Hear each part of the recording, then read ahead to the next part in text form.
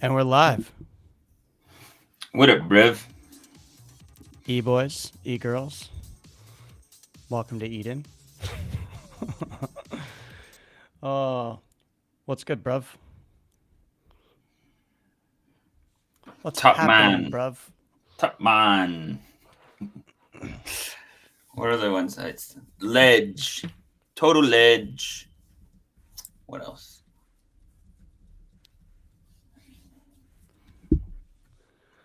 Oh, man. I gotta say, I love waking up to new BitBoy montages. Seriously, I ask myself every day when I see a new clip of him, how could it possibly get worse? His Dude. life is like it's like a high speed like car accident where if instead of the car like the car slams into the wall but it doesn't stop. It slams into the wall, it injures all of the Oh, passengers, yeah. but the driver is so coked out of his mind that he's able to drive through the wall, continue driving, and slam into the guardrail a few times before flipping his car all over the expressway while live streaming for his support. Um, So did for you those of you see that those don't know, videos of him when, did you see those videos of him before he got to Georgia? um, the ones where he's driving, where Yeah. he's in the car and he's like, dancing to Crank That Soldier Boy and some other shit. Yes. Yes. Yeah, man. He's not He is looking. high as a kite. It's not looking good, bruv. I the craziest part is that he scheduled the video, right? So he let the guy know ahead of time that he was gonna show up to his house, like hours ahead of time, because the video was scheduled on YouTube. And so he like calculated how long it was gonna take him to get there, put a countdown timer on it, then drove out to the guy's house. To get into trouble. So those are you that don't know about the BitBoy drama. BitBoy's own media company, they kicked him out. Ben Armstrong, the BitBoy, is no longer associated with BitBoy Crypto. And in the process of that, they took over accounts of his, funds, some assets, most likely because they were in the company name and not his personal name. This I'm saying without any factual knowledge. I'm just going off of why I would imagine they're taking quote unquote his Lambo, um, and accounts and things like that. So what he did was, he after he got locked out of everything, he went online. He did a little fundraise, which a lot of us found quite funny because he has been very critical of others doing that in the past. And when he was harassing smaller streamers when they were talking about, kind of the scummy things that he's promoted and things he's done in the past, he launched a lawsuit against them with the sole intention of bleeding them dry. So he's not a very, well-moraled or intentioned person. And, he likes doing things to people, but doesn't like when they're done back to him, clearly. So what he did was his Lambo got taken. He tried to raise some money for it. He ended up driving to Georgia where the other co-owner or He founder, raised like 300 grand, didn't he? when last I looked, it was just over 100. So he may Oh, have gotten up to 300. I saw that it was like 130, and I couldn't believe that there were so many people that were willing to give this guy money. But yeah, so he, you know, no proof here, nothing, no evidence yet. But he appeared drugged out of his mind, driving to get his Lambo. He was with the woman who he was cheating on his wife with, which was the most comical part of the whole thing. That well, he, how that yeah, slow moving train wreck of he's like in the car. You mean who's the car? yeah, Knowing that he's live streaming it yeah. already now. He's like, okay, who's in the car? And they're like, "Who's in the fucking car?" And he's like, "In the car, yeah, yeah. Okay, okay, okay." All right, I have my wife's permission. My wife knows she's here. Okay, we're streaming, we're live streaming. There's like 2,500 people watching, but my mistress is in the car. Okay, guys, and I'm fucking coked out of my mind right now. All right, you fucking happy? You happy? Oh, it was just like comedic gold seeing him It's like so good. know that he was so fucked. Like he put the phone down. So, for context, so he shows up to the guy's house to get the Lamborghini.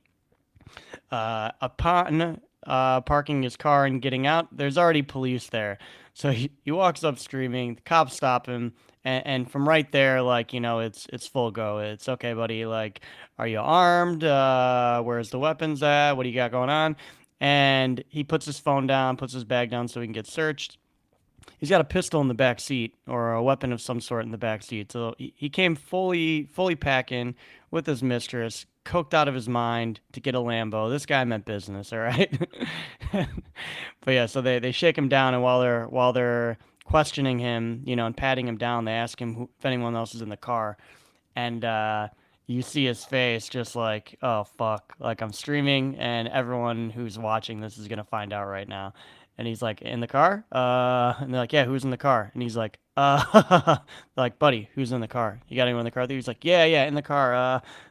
Well, who's in the car? Yeah, like, who's in the car? And he's like, yeah, about that in the car. He just keeps on like rolling it out until they kind of yell at him, and And then then he he, notices like it's the camera's on the ground because he had to put his hands up. So yeah. he's like, I can't go and turn this live stream off right now. And he's just like, he just is like looking at the camera with this like face of regret.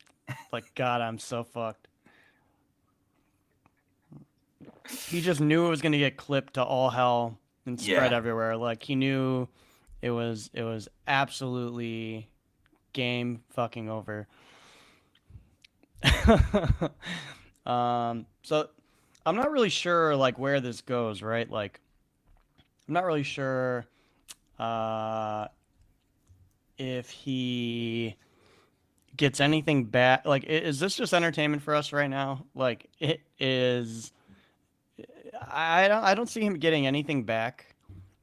I don't No. see him like fixing his reputation. I don't know what the intention of live streaming going to get your Lambo was with No, your dude, this is mistress. just this is, It's got to Ben be pure Armstrong. entertainment. It's got to be Yeah. like I know that this is like Fousey tube level like insanity, right? Like It's his Alex Jones, arc, right? Like, I yeah, love that for him, really I do. Like yeah.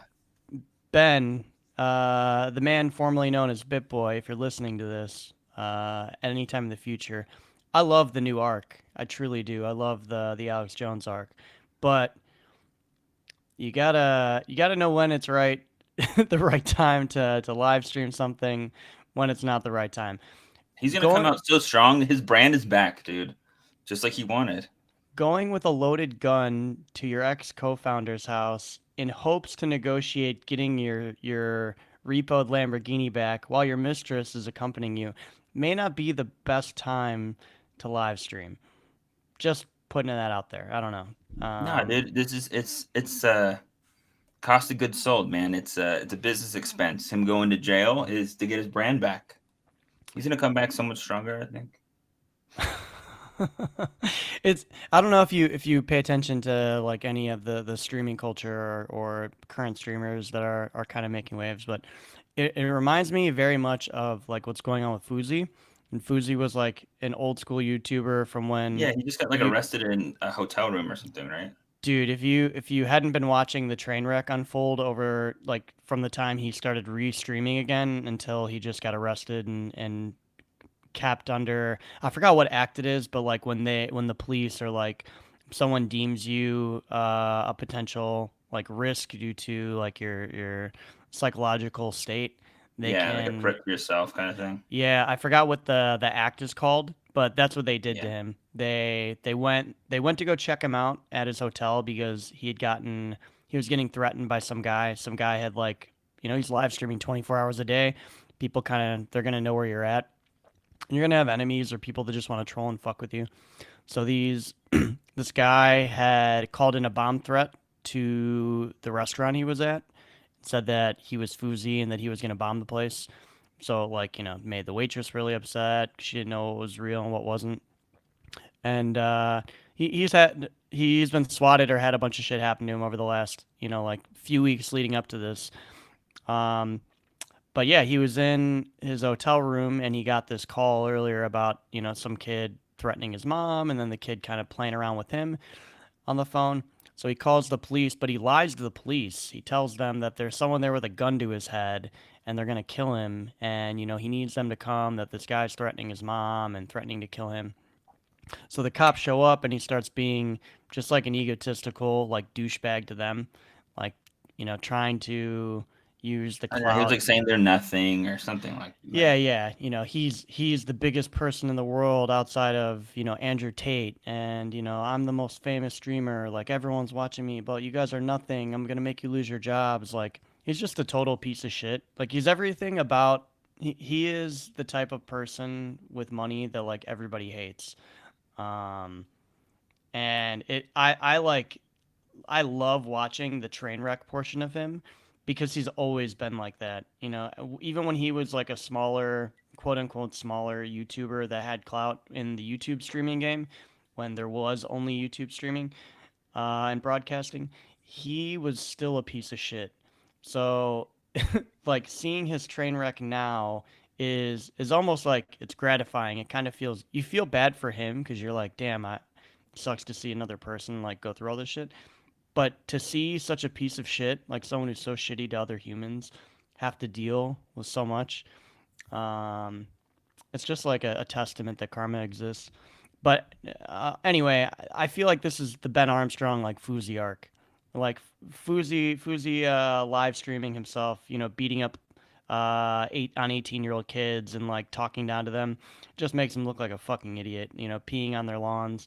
And now you have Ben Armstrong live streaming himself, driving to his fucking ex-founder's house, uh, threatening him while he's apparently drugged out of his mind. Like these guys are just fucking like completely off their rockers. Will do anything for views, and it's just like it blows my mind. It's very Black Mirror. Yeah. It's very Black Mirror-esque. I feel like both of them were doing it. Like when Fuzi was getting arrested, he was asking them like, "Take a picture of me. Take a picture of me getting arrested. Take a picture and post it on the internet. Please take a picture of this. Post it on the internet." And it's like, dude, you're literally like, you're getting sent to a psych ward, and the only thing you care about is a picture of you getting arrested, like goes up, so like people can like it and talk about it. It's like it's more like that type of complex is like a deeper form of mental illness than I think the majority of like crypto people have. like, like crypto people have a serious like most of them have myself included. Uh, some mental illness tendencies. But like that level of it is just it's unfathomable. I don't know how like it's hard to get myself in the mindset of thinking that way to even understand it. It hurts my head.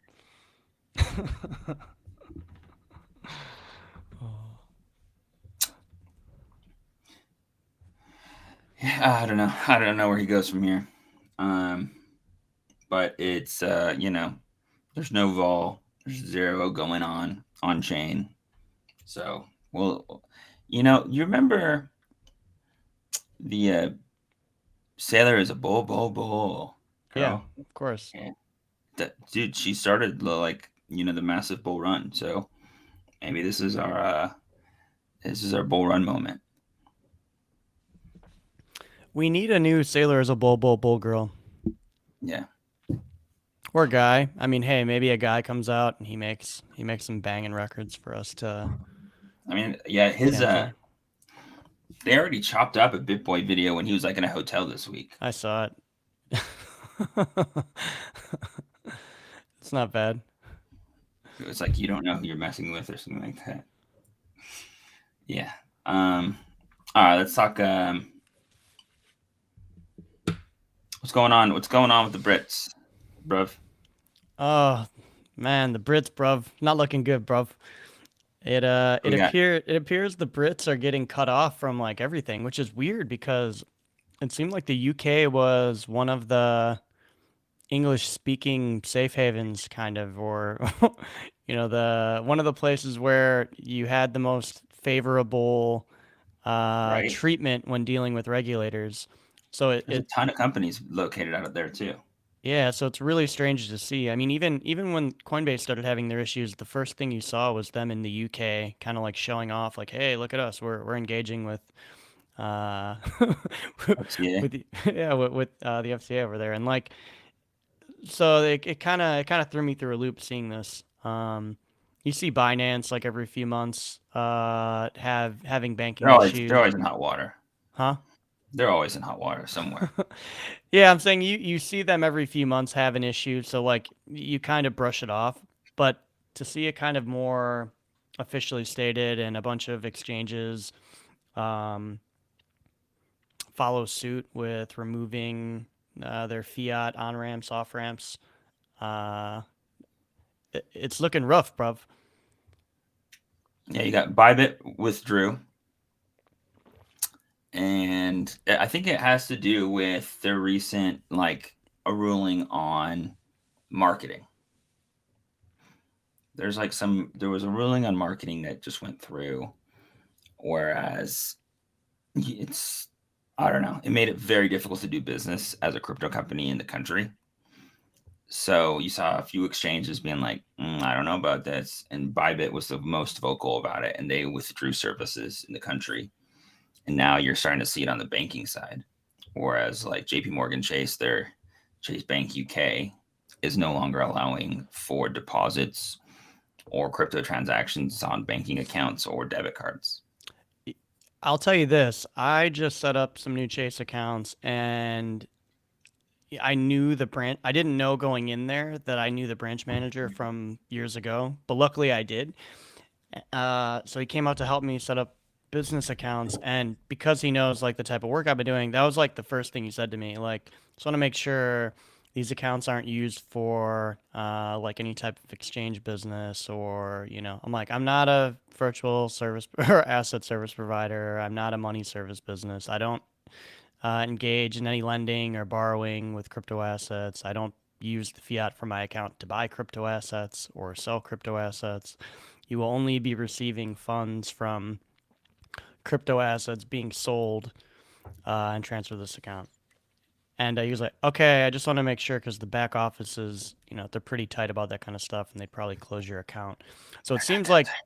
crypto companies, yeah, even in the US, using Chase for banking, uh, it's not looking good, bruv. Yeah, I mean, I got a few things to state on that, but uh, obviously I've been in the biz for a bit now. Got a few crypto companies. Um, I've never had issues with Chase. They've been my prime premier bank for the last, I don't even know, decade. yeah, And I've, I've only had crypto income for going on 7 years. So like I said that to him right there. I'm like, I haven't had anything besides crypto related income for almost 7 years now, and you guys have never done a thing to my personal account. I'm only going to be doing the same types of transactions in the business account to then transfer to my personal account, like the for my monthly spends. Uh, would that differ at all? And he was like, "Oh no, probably not." So no, it does. They what's the right word? Carte blanche? No, they don't. I've never even got. I don't think a notice. Um, no, the only thing they did for me is they invited me to private client. yeah, but I think that's just like 100 liquid in the account. But Yeah, yeah, yeah, that's exactly what it was. Like as soon as there was just over 100 in the account, I got a phone call on that Monday, like, "Hey, you don't have I forgot what it was. Like I didn't have a beneficiary on the account, and I wasn't in private client, so they invited me over really quickly." yeah. I mean, I run all the credit transactions through Chase based cards. I got a few crypto businesses and different types of consulting. Run it all through Chase. No issues. And if there was any issues, I'm sure they'll just request for some legal documentation on the service agreements. And as long as you can provide those, I don't think you'll run into any issues. Maybe if you're trying to do like, I don't know, more than 7 figures in a transaction. But other than that, I haven't seen any issues. But it's always good to have a backup. A good backup in the US anyways is like Mercury. They're a fintech. I think he told me that on the personal account it's anything over 50, and on your business account it's anything over 100. That what? That they'd run they'd get an alert for, they'd run a check for, like they'd have to do some DD on. Hmm. I've definitely done more than both on both of those, and Yeah, but they may be familiar with your account and transaction type, so like they went yeah, and also if through. you've been a banking Sure. client for like a decade, Yeah. Because he didn't say, like, oh, you're going to get a call. He just said, he told me that he was going to get notified. He's like, yeah, if there's like a transaction for more than 50 in your personal, then I get a notice. If there's more than 100, I think, in your business. yeah, and I know we have our banker lady.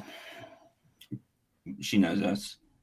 The office is actually like a half a block away from the bank, so we go over there. I've been over there quite a few times, open up different accounts, and some parts of the business need like client asset based accounts. Um, so there's like some special account types that yeah. It's Chase has been a good bank. It's been a good bank. Wells Fargo has been, I guess, pretty shitty. Bank of America has been pretty shitty. Yeah. I don't know. I don't use Yeah, say those. what you will, but banking with them and having my last mortgage through them was super convenient. They streamlined everything, so when it came like tax time, I didn't have to worry about paying additional property taxes, setting up a secondary escrow account to put money away for. They like streamlined everything for me, so I will give it to them on that part. Enough sucking off the big banks, okay? Okay. Um, Okay. Hey, what but so one thing that people might not be aware of is the Wyoming bank charter. It's the only bank charter where you can have custodianship of both cash and digital assets. However, the two banks that are set up with boots on the ground, if you will, is Custodia, which had a different name before Custodia, I forget, and Kraken Bank. And I think that they are kind of setting up for an imminent approval for their like Fed wire account number. Sounds like the biggest thing is that they can't move money on Fed wire, um, because they don't have an account number. The Fed won't give them an account number because of the crypto asset stuff. But so you they're talking bringing about that. Chase?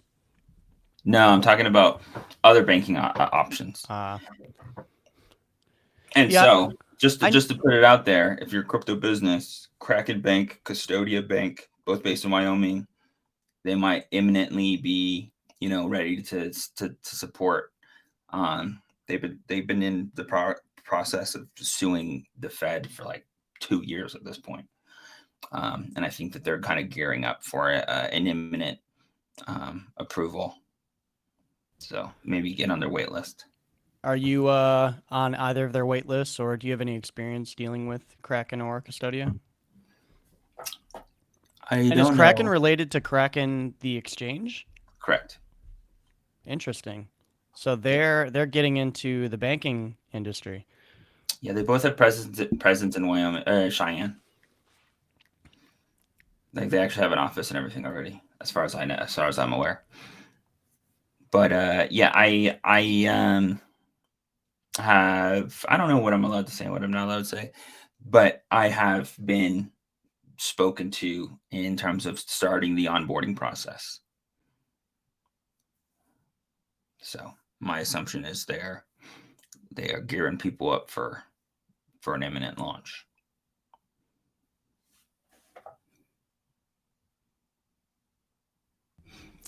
I'm gonna have to check them out. Yeah, I'm always looking for a backup. I have a lot of, even though I've had a very good personal experience with Chase, I have a lot of friends who move. They're doing significantly more volume in and out of their Chase account because they're not crypto native, I guess you could say.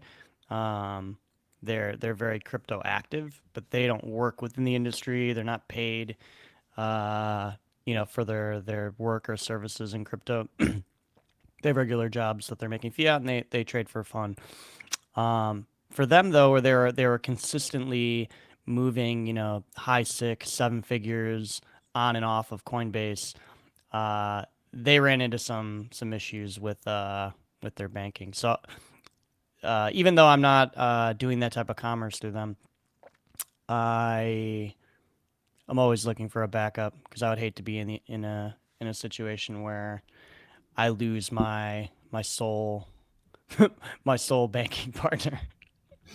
Yeah, I mean, these two banks, I think, are more geared toward business relationships. Mercury is definitely geared towards fintechs and business relationships. For personal banking, fuck if Well, I yeah, know. it's my company I'm more worried about. Oh, okay. Yeah, Yeah, you should try those options out. yeah, paying myself from one bank account to another bank account. Chase will never have a problem with that, but it's more on the consolidation of digital assets into fiat and them being the first, uh, you know, fiat banking partner that touches. We shall What else is see. going on? I know the so Satsuma, one of our partners, announced that it was acquired by Alchemy today. Ooh, That hit the news blotters. So Alchemy is spinning up. Alchemy is just mass expansion right now, dude. They are getting into everything. Like in terms of like infrastructure, setting out like account abstraction, like they got a pretty robust offering. Obviously, node operations, event monitoring, and now indexing, data indexing. So that'll be interesting to see. However, you're starting to see some pop-ups in different methods to look at indexing. We don't need to spend too much time on this because this is a developer problem. But subgraph is a set of skills that is hard to come by, and so you to have someone on your team to constantly monitor and update and enhance and the maintenance costs of a subgraph is a skill set on its own that is not really translatable into other parts of the business. But yeah, I mean, subgraph is still the prominent indexing service for any sort of analytic data that you need, any historic data that you need from the blockchain. do we have the So, largest subgraph or the most incentivized? I know we're one of I know we're one of the top metrics. which is funny because we don't even need the subgraph in Ethereum anymore. We need to change the we need to use the decentralized service on Arbitrum, and then we need to point those rewards to the Arbitrum subgraph. But yeah, we had been the highest curated subgraph, mostly because we are self-curating. But yeah, it's curation is like a signal. It's like this subgraph needs a lot of uptime. It's like proof of stake on a node. So we had the highest stake on our subgraph. But we don't even really need the Ethereum anyone because we stopped, supporting the mainnet. But still, we can reallocate that at laser. Big pimpin'. Yeah, but that's on the subgraph side. Satsuma was a parallel service. They were not as decentralized, but subgraph in all its glory has some issues. Sync times, there's I think like 24, 36 hours sometimes. Yeah. It's a lot. It's a lot when you want to make an amendment and then you got to run it through every block. Stats are off for a full day. Everyone wondering what the fuck's going on. Yeah, it's a pain. It's a pain. There's like It's Charts not on data very sites look intuitive, like to have the heartbeats. QA and the syncing environment and a prod environment. All So the analytics. Satsuma was all not decentralized at all. It was completely centralized, but we could have 5 environments. We could have one that was syncing with the new graph while we're supporting the old one, and then we could just do a hot swap out. So we don't need to change any code. We just change the where the subgraph endpoint is like pointing to which index. It was nice, but and then you're starting to see some like TypeScript based solutions that are essentially kind of like compilers almost, but like you can write the indexing service on TypeScript and then have it conform to syncing to a subgraph, which is there's a lot more developers on a traditional DeFi team with TypeScript over whatever you need for subgraph. So we'll Rust see what that developers in market. shambles. That's a big market that no one really fully understands unless you're on the dev side. But indexing is a major, infrastructure cost. But Alchemy is pretty good pricing, so hopefully the pricing on that will go down. Plus the sync times will go up because you have that. They got some of the quickest nodes in the West. One thing I thought was kind of interesting that we skipped over when we were talking about kind of sorry. We were talking about like regulation and stuff just a moment ago was MoneyGram stuff. Did you see that MoneyGram Western Union is Yeah, gonna launch a wallet? yeah. And what do you think about that? I know it's on Stellar, but I feel like I wanted to bring this up because this has been like a running meme, I feel like, for the last like 5 years, 6 years or so. They keep on having announcements, right? Then they have an announcement with Ripple like a few years ago, or like Ripple, I think is like owns half of MoneyGram or something. Remember that? Yep. Which is weird because they're launching on Stellar. I don't I don't think know. I feel like it's always been Stellar doing something with them. I don't remember Ripple ever having. Maybe it is. Maybe it is. Maybe I'm wrong. Yeah, yeah, not Ripple. It's always been Stellar. But every like announcement of an announcement that they've ever made has been like adjacent to this. It's always a MoneyGram or like Western Union announcement. I feel like maybe Ripple did have one in the past too. What is it with these fucking like Ripple like assets and MoneyGram Western Union announcements? It's like the Google announcement of uh of Tron like assets. I'm not sure, dude. I'm not sure. I don't like. That's like a dying business. I'm sure that their tech stack is so archaic. But one insight that I totally overlooked working at a bank, and I didn't realize it until someone told me at Masari, was a lot of these banks, their infrastructure is so old that the foundational rails are like built on Cobalt. Like you can't even find Cobalt developers anymore. You get those memes like, we can't even build it anymore. I asked my dad what it would take to build this. We don't have the tech, right? Like it's like that at the banks, right? Like it is a huge existential crisis, like risk that you don't have enough developers. If these pieces of code that have been built on pieces of code that have built like just 30-year-old code built on top of each other, like yeah, you got the Cobalt infrastructure mainframes, you got like Goldman SecDB is written in slang, you got like which is a proprietary language, you have like a lot of this stuff, and to hit a reset button on the tech stack is like billions and billions and billions of dollars to do, right? And we're talking like to do it while it's already moving, while you're already providing all these services, is like a 10-year overhaul in infrastructure, like project. So the quickest way to actually hit a reset button is just straight align your tech stack to blockchain, and you can you can wipe away a lot of that tech debt that you've built over the last 30 years, because it has like all the fundamental components that you need, which it makes sense to me, right? Like whether it's permission blockchain and internal, whatever, but just blockchain technology itself allows you to wipe that slate clean, and then you can come up with you'll have this growing developer base that you can support any amendments that you need. You don't have you can get rid of that old school risk. So, anyways, I see MoneyGram,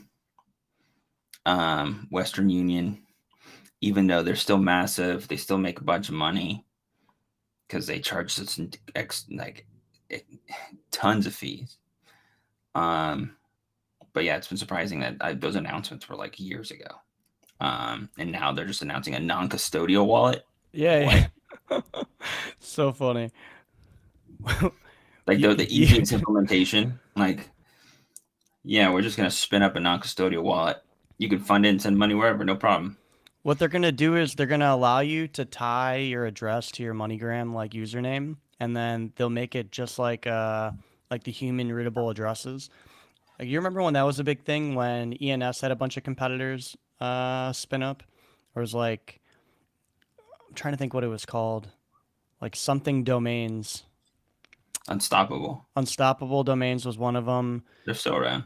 Yeah, yeah. There was one other one too that was pretty popular for a little bit of time. Um,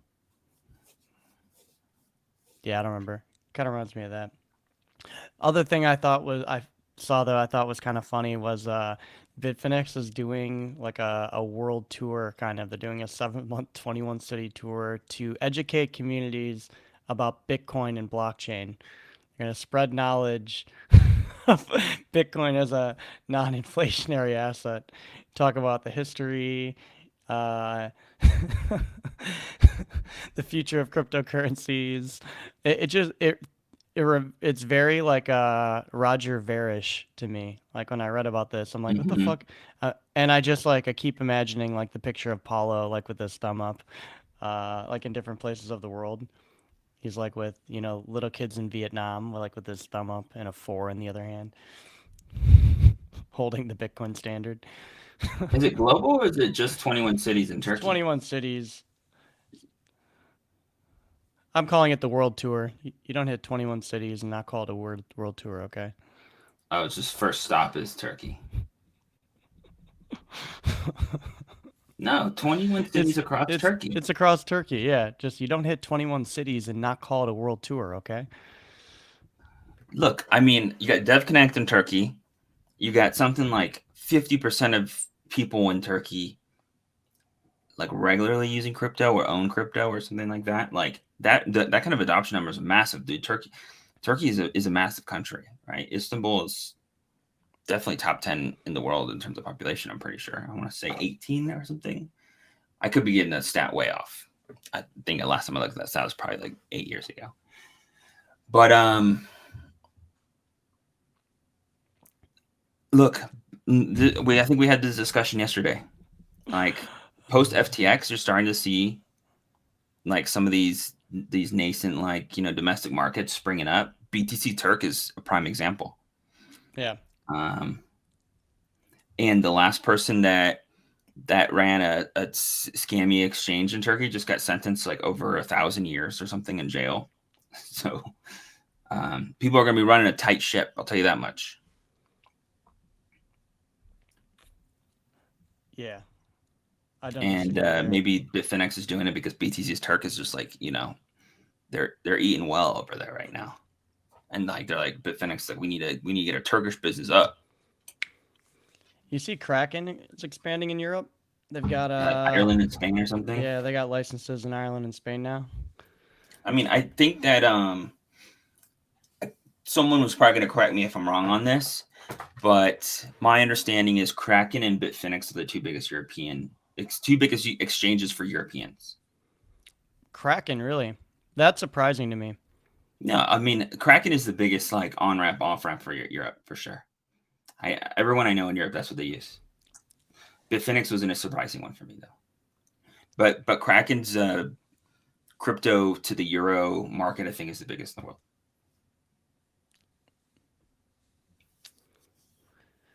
Everyone else withdrawing and getting nervous. Kraken expanding. I think Binance just reopened registration somewhere in Europe too. Big four in your face. Was it not Germany, but one of the German adjacent countries?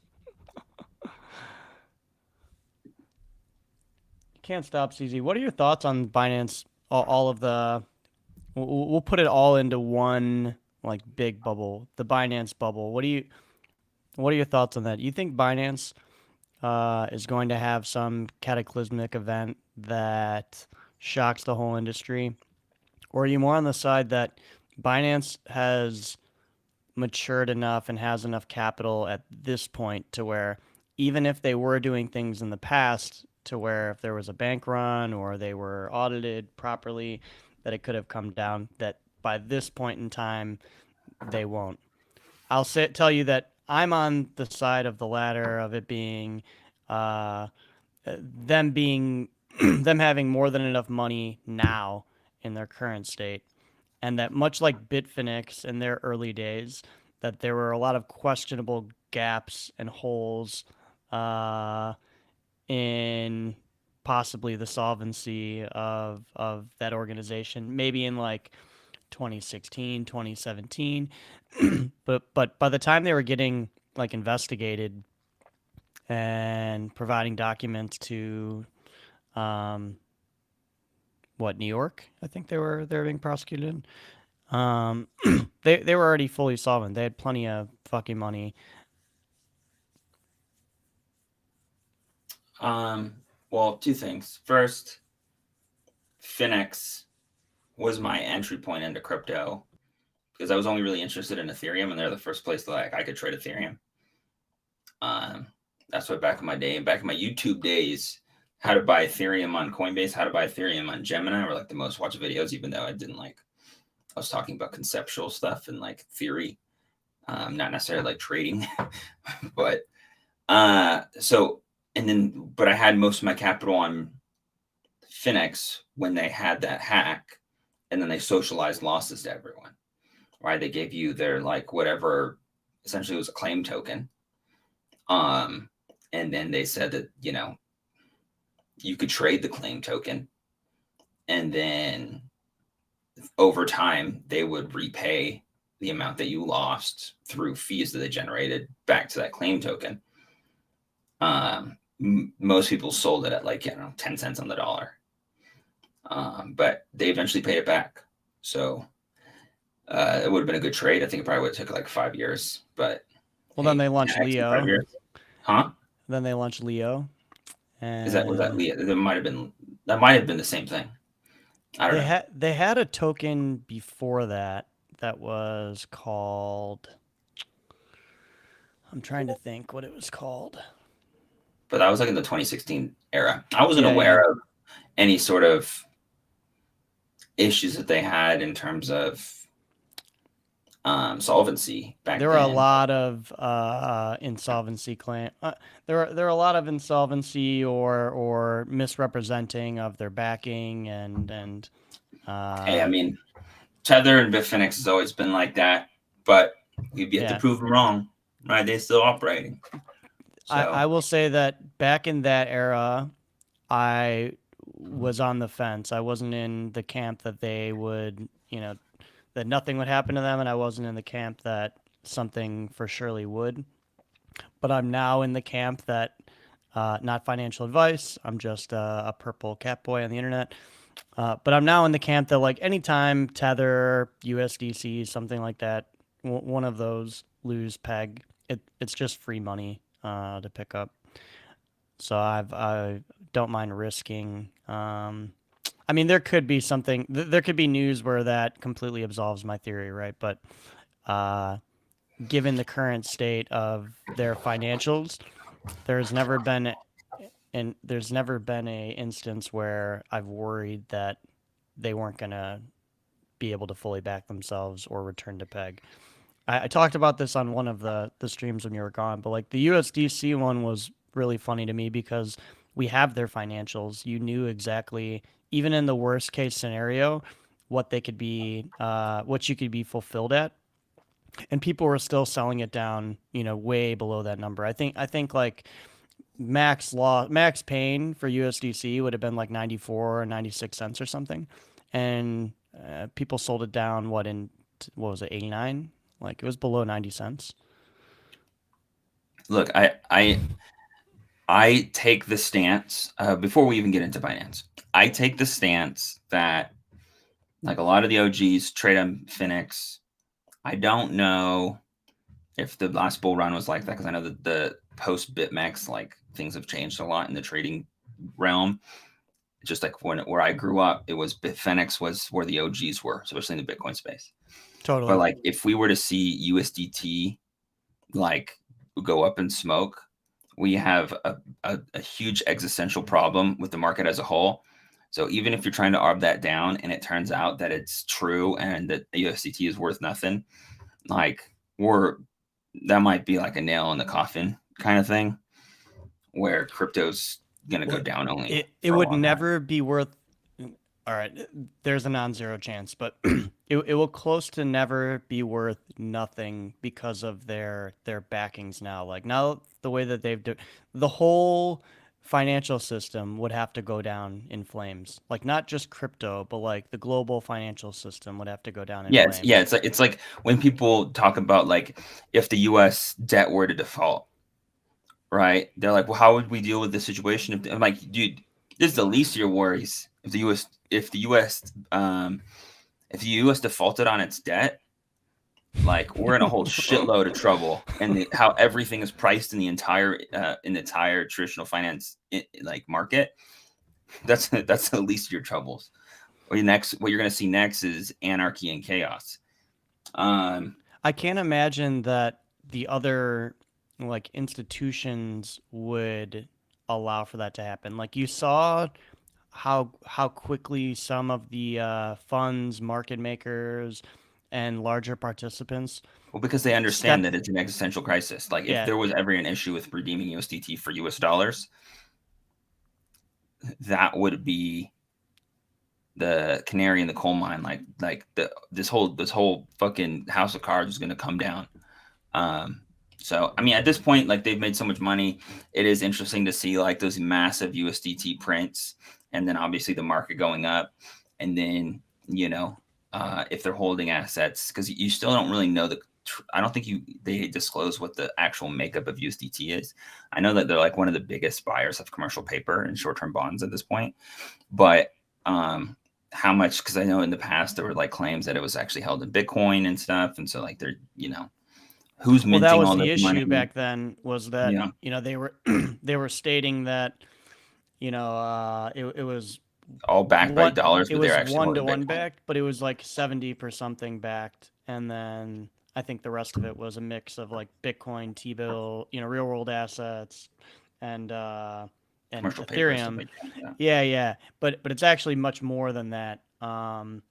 And the amount of money that they made just off like holding commercial paper and T-bills last year was absolutely insane. So like I don't know how you look at those numbers and think that um, they're not prepared to fill a hole if it were to occur.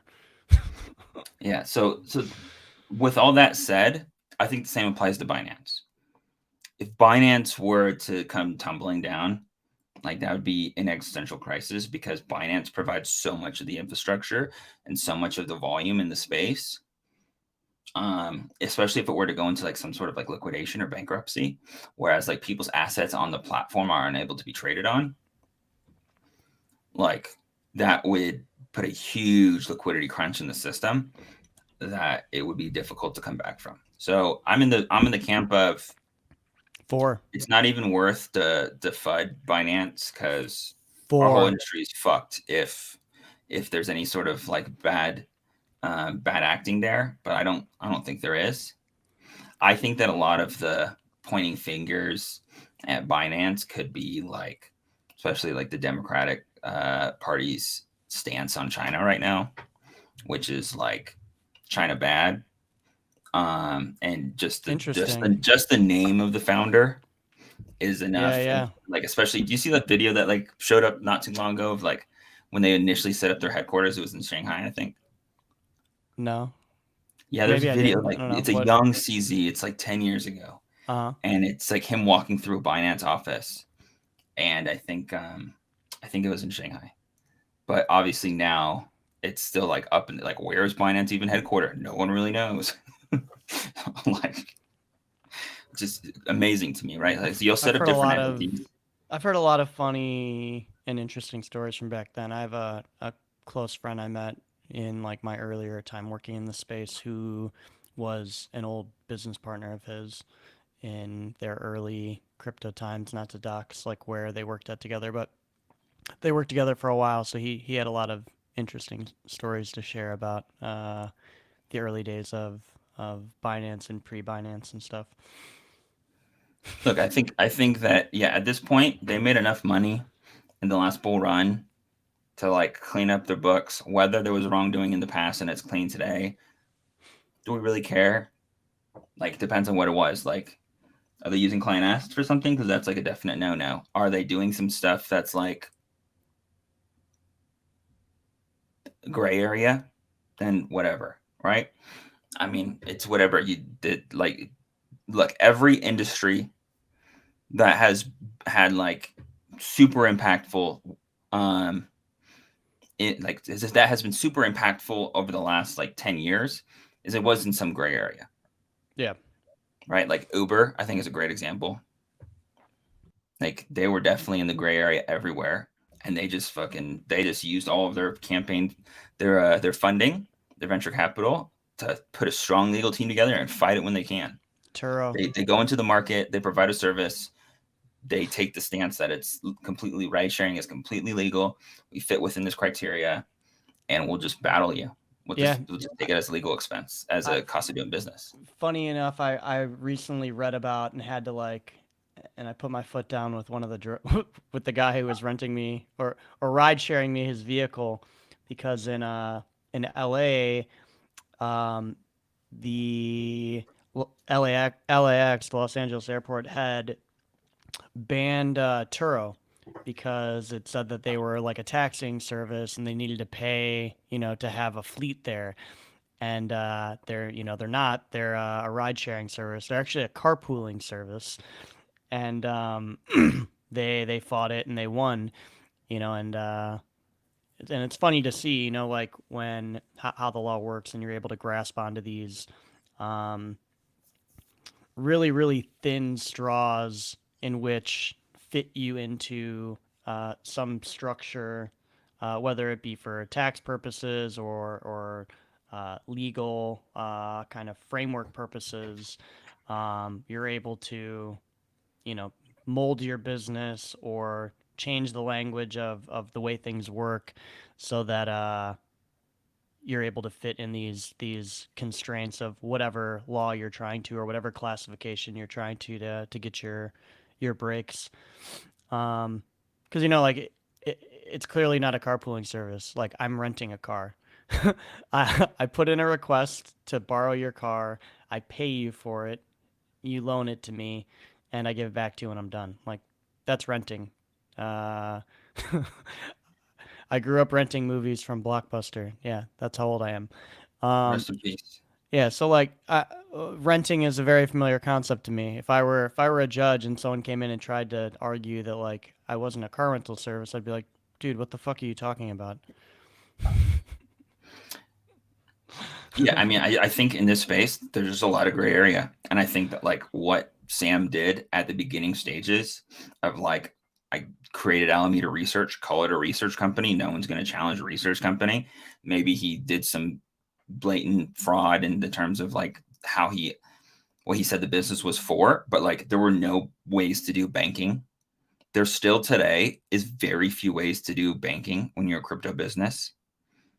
So he did what he had to do to get banking services, and then he just got a little too cocky on that. There's a certain point in your growth stages where you're like, okay, well, now we got to figure this shit out. We can't just keep on running every single wire through fucking Alameda Research when it actually is going to a different legal entity and being custodied at FTX. So Every time they don't even have to be crypto's main character. Every time a protocol's main character gets too cocky, or egotistical, you just like know that the karmic forces of the world are going to punish them.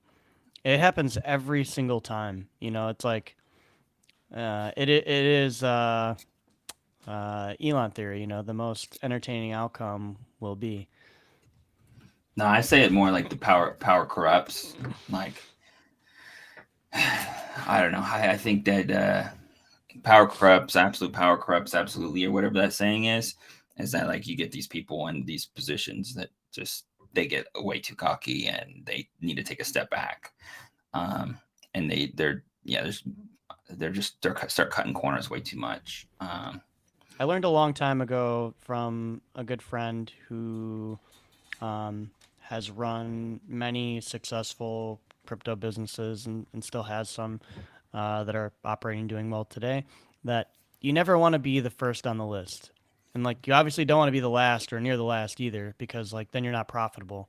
But if you're the first on the list, then you're the first one that, you know, the regulars go at. You're the first one to catch criticism. You're the first one to catch everything. So like you can be the first with some of your innovations, but you don't want to be the most boisterous to Yeah, where, flamboyant. Yeah, yeah, exactly. like, you know, innovation wise and technical ability. Like, sure, you can be the first to like push out tech, but you never want to push yourself to the first place of the list that people are looking at.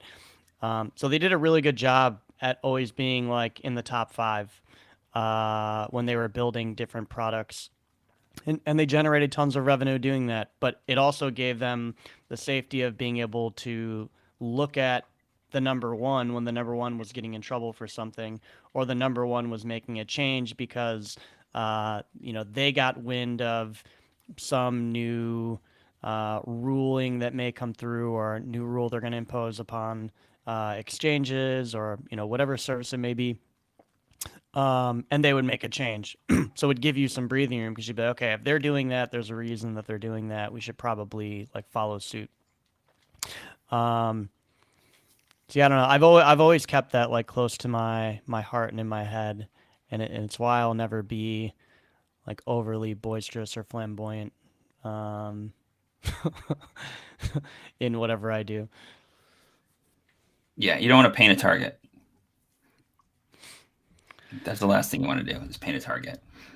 You gotta tiptoe around, and especially in this market condition, there's no reason to take risks that are gonna get you hit in like at the worst time, Yeah, right? You just play risk averse. The volumes are low anyways. If things change in the future, great, but you don't want to take on a lot of risk now, and then when market conditions change, and you're the first with the painted target on your back. Um, anyways, I see that. I feel like I see that in the industry right now. It's that some people are taking a little bit more risks than they should be. Back to yeah. Binance, though, I definitely see a world in which they they open a lot of like they clean up stuff internally.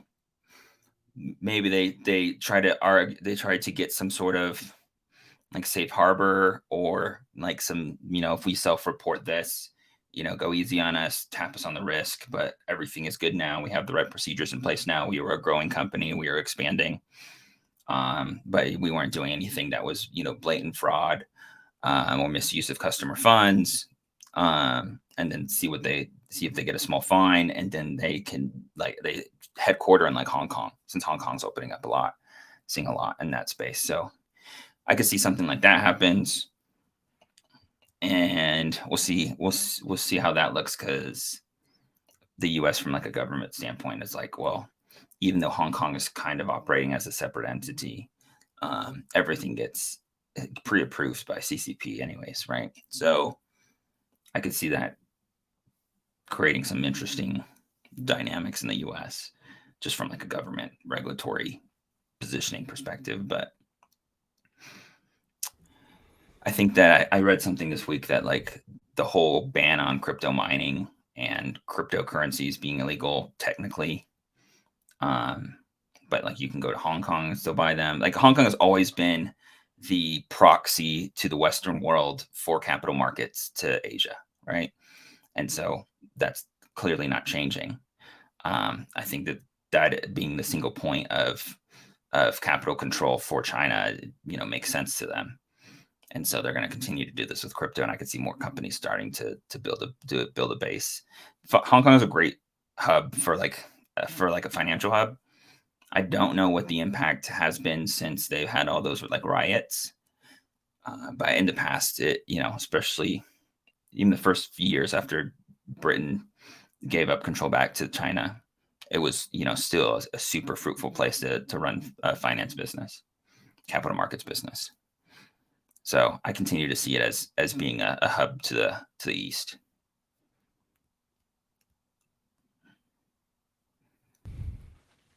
Oh, we shall see. We shall see. I'm surprised Singapore hasn't like. I mean, they kind of do their own thing as a city state, but Singapore gets has been getting some hate lately, which is unusual. I've been seeing people, been seeing a lot of well, people. like their new like they have a new minister or something, and he's like anti crypto everything, I guess. So they might have a regime change over there that's like not really good for those types of businesses in Singapore. I don't know. I'll tell you this: Singapore is not the place for me. It's too I fucking hot. It's on my list. Uh, it's too I've fucking never been. hot. I don't have the selection of gum that I have other places in the world. Mhm.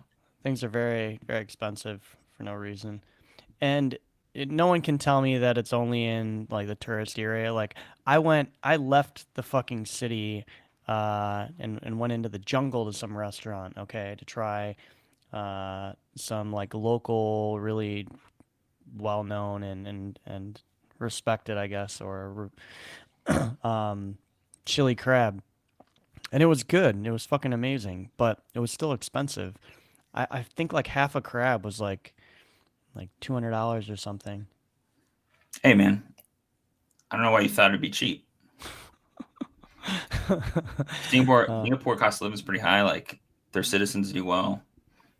Um, they take care of their citizens. Super clean city. I yeah, it was pretty I clean. think it's funny that there's like public beatings for like spitting on the street or jaywalking. Super funny. Yeah, it's It's a different way. It's a different way to parent, I guess. vaping is illegal there, but everyone vapes. They have a huge black market from like Yeah, Indonesia or well, Asian Malaysia. cultures and smoking, I guess, right? Yeah, they want them smoking cigarettes. They don't want them looking like a sissy American with their electronic cigarette. Oh, Um, you're allowed to smoke cigarettes, it's not vapes? yeah, yeah, the vaping is illegal. Oh, interesting.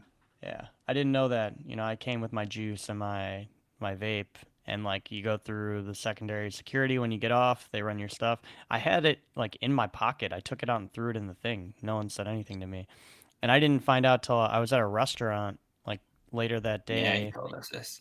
Yeah, yeah, they told me. Um, okay, on to something else cool. I don't know if you saw this today, but Pudgy Penguins are in Walmart. Where were they before? They were just on Target? Amazon. No, it was just They're just Amazon. Amazon? Yeah, yeah. Oh. But these are different. These ones I think are the other ones were like little Pudgy toys. These ones Mhm. are I believe like Pudgy stuffed animals. What's crazy to me, right, is this is probably like outside of ice bags and all of the like fighting sponsorships. And I think he's doing some a huge thing for like the Kanpai Panda's brand awareness. It's probably one of the biggest, we'll say, marketing pushes and like reaches and kind of in that attention sphere or that sector of kind of attention gravity. But as far as like getting your actual NFT and getting NFTs into the hands of the the mainstream, I think Pudgy Penguins kind of takes the cake here because every Pudgy Penguin comes with like its own unique birth certificate. It gives you access to their new Pudgy world. Uh, you get different character traits and like you can customize your Pudgy on there in their new little Pudgy world. So it's kind of cool because every person that buys one of these gets an interactive kind of experience with blockchain and with NFTs. Digital. It's a digital Digital. good. Yep, it's a digital. It's a digital thing.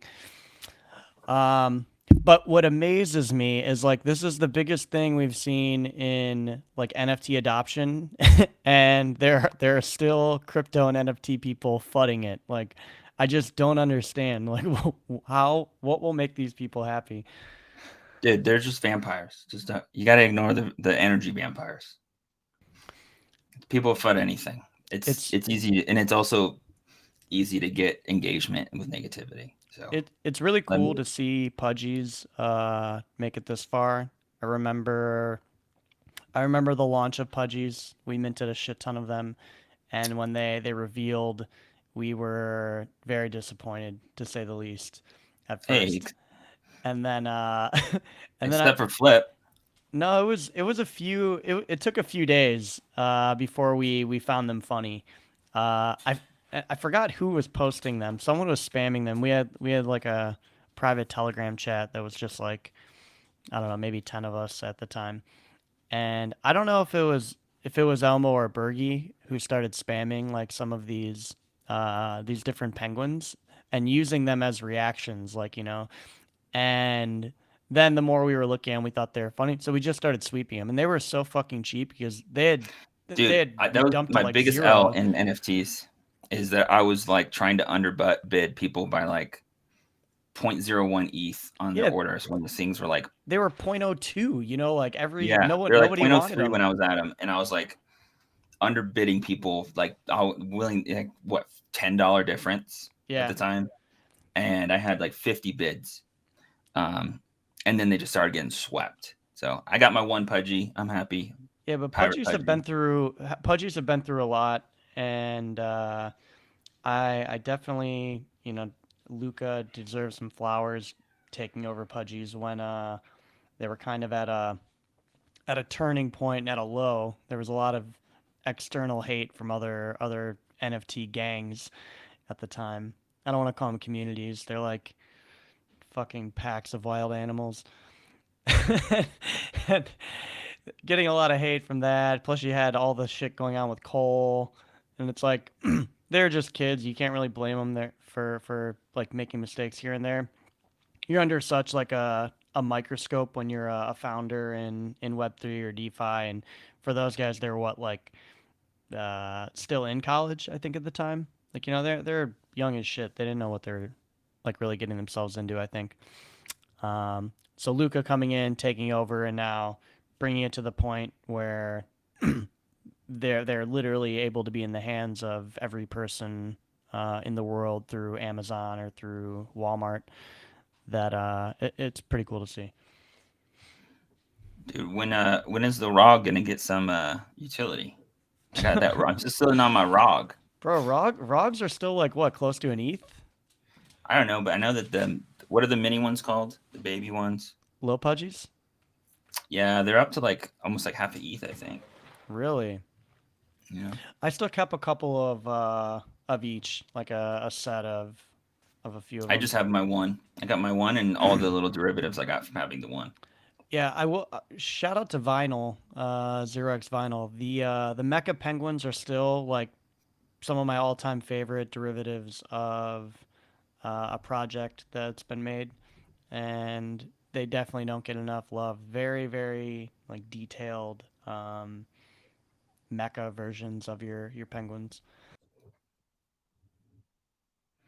While we're talking about NFTs, and we use Anatas here, um, Halloween stuff coming up. They've got some interchangeable outfits that will be like spooky themed. Not really a usually a huge like stan or fan of stuff like that, but I will definitely be using spooky themed clothing. I'm wondering if I'll get something custom for this guy, since I feel like the other spooky clothes will look off given Yeah, his all black. complexion. Yeah, yeah. And DCF God, Harrow, if you're listening, Grug, Big D, we need an E Nanada for DK ASAP. Like mine kind of it's already all black, it's got white. It's fine how it is. I wouldn't use the other one if you made it for me anyway. Um, but DK, woo, Yeah, and I he like needs this an good cop bad cop thing we got going on. Devil angel thing. So should play into that. You know what I mean? yeah, yeah, yeah. Um, One last thing that I wanted to touch on today, because it happened over the last few days, was a project that I always kind of like to keep my eye on. They were an Arbitrum native project. They recently got RFV rated and are shutting down Vesta Finance. If you are a Vesta holder, they'll have claims that will extend forever. They're getting a front end up and ready for that. But they were having some internal disputes between founders. There were two founders that wanted to rage quit, leave. There were a few different proposals that went up to for the DAO to buy back their tokens, or for them to sell them on open market, or for to be able to claim from the treasury at certain prices. Um, and in the end, the proposal that ended up going up and passing was a full shutdown and a claim available to everyone. So if you are a Vesta holder and you have not been keeping up with the recent forum posts and proposals and discussions going on, make sure to pay attention from here on, because they will have a new UI up soon for you to go and redeem. RIP. I really liked the product. I thought they kind of had a hard time finding like PMF at the time, just because of market conditions and like all the other shit that was going on in other chains. Um, Maybe it was like right place, Arbitrum, wrong time. I think there are some other factors that also led to this, but I don't want to get into that too much out of respect for the founders of the protocol.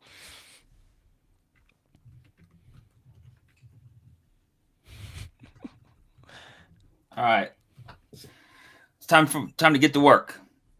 Yeah. Well, that's it for today. Tomorrow, DK, you're here tomorrow. I am here. All right, cool. Stream tomorrow. Catch us back same time, 11 EST. Um, then Thursday, I will probably have a guest with me. DK will be on a plane or already in Barcelona. Friday will Mm-hmm. be no stream. Friday, I'll be on a plane. Oh wait, Friday actually I may stream still, because I think I don't leave till the afternoon. Yeah, Um, tomorrow night. But then we're in Barcelona. So again, if you are going to be in Barcelona for SmartCon, you're going to be at ETH Milan. Shoot us a DM, either one of us, at DK3Anon, at vxCozy, or at Eden Aesthetics. Love to meet up with you guys. We also have an event at SmartCon in Barcelona that will be on the 1st. Shoot us a message. We'll send you the link, or head over to the Premia Finance Twitter account and look for our DeFi Yesta Eventbrite link. That's all for today, guys and gals.